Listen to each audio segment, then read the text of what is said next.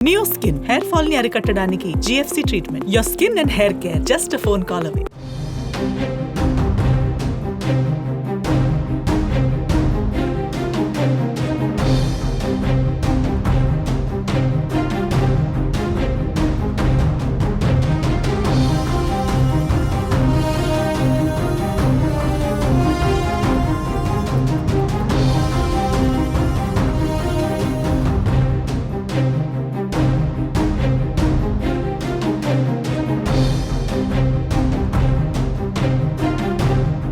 AP deputy CM Pawan Kalyan పర్యటన అంటే కట్టుదిట్టమైన భద్రత ఉంటుంది.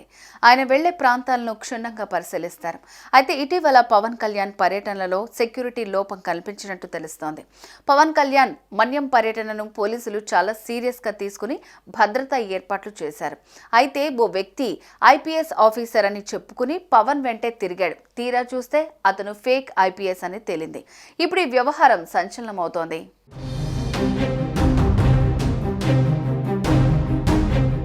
సాలూరు నియోజకవర్గం పాచిపెంట మండలానికి పవన్ కళ్యాణ్ వచ్చిన సమయంలో ఆయన వెన్నంటే ఉండి ఐపీఎస్ ఆఫీసర్లా ప్రవర్తించాడు వ్యక్తి. పర్యటన అనంతరం కింది స్థాయి సిబ్బందితో ఫోటోలకు ఫోజులిచ్చాడు.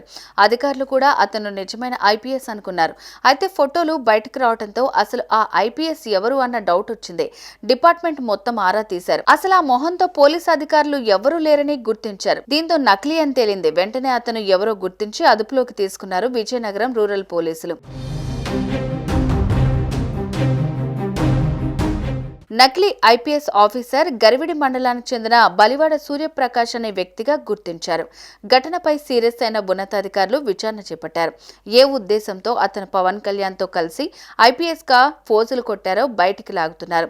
మరోవైపు డిప్యూటీ సీఎం పవన్ కళ్యాణ్ పర్యటనలో భద్రతా లోపంపై హోంమంత్రి వంగలపూడి అనిత స్పందించారు. వై కేటగిరీ భద్రతలో ఉన్న పవన్ కళ్యాణ్ చుట్టూ నకిలీ ఐపీఎస్ తిరగడంపై విచారణకు ఆదేశించారు.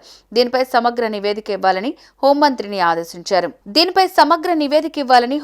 ఆదేశించారు. డిప్యూటీ సీఎం పర్యటనలో అసలు భద్రతా లోపం ఎలా తలెత్తిందని ఉన్నతాధికారులను హోంమంత్రి ప్రశ్నించారు. ఇలాంటి ఘటనలు జరగకుండా చూసుకోవాలని ఆదేశించారు.